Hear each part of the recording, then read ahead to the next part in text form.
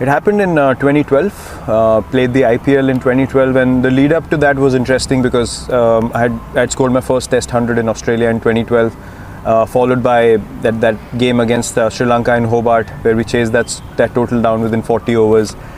That came out of nowhere. Honestly, I did not believe that I could do something like that at the international stage. It happened. Gave me so much belief from there, and then Asia Cup came, and I got 183 against Pakistan. On a Sunday, everyone was watching, so things really just turned in about 6 months for me. But I forgot the basics of the game. I started, becoming more desperate, and I thought, this IPL, I'm going to dominate everyone. But the moment IPL started, a few games which didn't go my way, and my mindset completely dropped to the other end. I was eating anything that came in sight. I was finishing, candy packets, 40 pieces a packet. I would finish 3 packets a week. I was eating horribly, sleeping horribly. My habits were all over the place. And I finished IPL. I remember I went home, came out of the shower first day, and I saw myself in the mirror, and I was ashamed. It was literally, I saw myself and I thought, I'm looking at another human being, and I told myself, look, if you want to play cricket at the highest level, this is not the way that you can manage. And from next day onwards, I changed everything about my diet, the way I trained, everything, and from then on it was just an obsession. Look, when I step onto the field, I have to believe that I'm the best, because my mindset, as I said, was very clear from the first time I started playing this game. I'm not going to allow anyone to think that I'm just a pushover. So my mindset was, I'm going to go to Australia, and how am I going to score runs against these guys? I wasn't going out there to survive. And from the time I got back home till the Australia tour, I promise you, I was visualizing every day when I was working out in the gym that I'm hitting Mitchell Johnson, I'm hitting these guys all over the park. And those things came to life eventually because I convinced myself to an extent. When I went there, I was absolutely fearless, and things just started flowing. To be honest, before that Australia tour, I was treating every foreign tour like, more like an engineering exam that I have to pass somehow, and I have to show people that I can play at this level. But there I realized that, once you're down and out, there was hardly anyone who came to help me. There was hardly anyone who was looking towards me and saying, listen, let's work together and try to get your game up to speed. Everyone was just going after me left, right and center. So I was like, am I playing to prove these people wrong? For what? I've got nothing to do with them, and they literally have nothing to contribute in my life. So I went back home. I was down for quite a bit.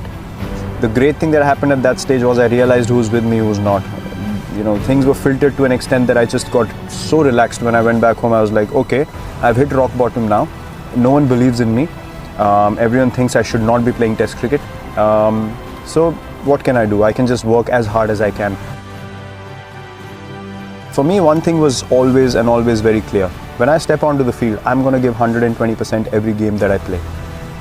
And one thing for a fact that no one can count that against me. Till the time I play this game, I am going to play this way, and this is who I am. And if my mindset in the field is simple, I will not stand around wanting people to do something that I'm not able to do first. For me, every ball is an event. Every moment is an opportunity to make your team win. And that is exactly why you step onto the field. You have to make that time count. If you told me I had to walk away from this game tomorrow, I can walk away without any regrets. Because everything that I've done since I entered the Indian cricket team has always been for the team. I've been booed by 40,000-50,000 people regularly when I enter the stadiums. If I start focusing on those 50,000, I can't play a ball. For me, that's an opportunity. That's an opportunity for me to say, okay, fine, things are stacked up against me. Let me test myself how good I am. There always have been 2 options for me. Either it's fight or flight, and I've never taken flight. Fight or flight? I've never taken flight. For me, that's just not because look, I can take flight if I can't sleep peacefully at night. For me, it's not worth it. I might as well take the fight. If I fail, I know that I took the right option, and that gives me peace. For me, when I leave the field, as I just said, I need to be able to know that I've given everything I had, and I sleep like a baby. There is nothing else that can distract me then, because in my potential as a human being, God has blessed me with a healthy mind, healthy body, an opportunity which everyone wants. So I have to be honest to that. I have to live up to that. So for me, these things are just a process, just a part of the process, which is you keep moving forward. You keep taking the positive option. Whether you get success or not, that's irrelevant, but never take a backward step. Face the fear, look it in the eye and say, fine. I'm gonna have a smile on my face, and I'm gonna keep coming at you. And that's how I live my life as well. I don't live my life half and half. I've never done something which I'm not 100% convinced about.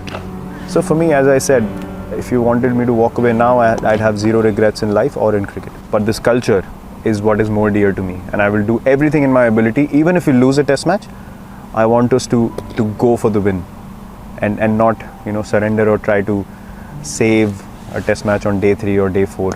That for me just not acceptable. So for me, as I said, milestones don't matter at all. If I had played for milestones in my career, I probably wouldn't have half of what I have right now. So my mindset is pretty clear, and for us, it's just pursuit of excellence.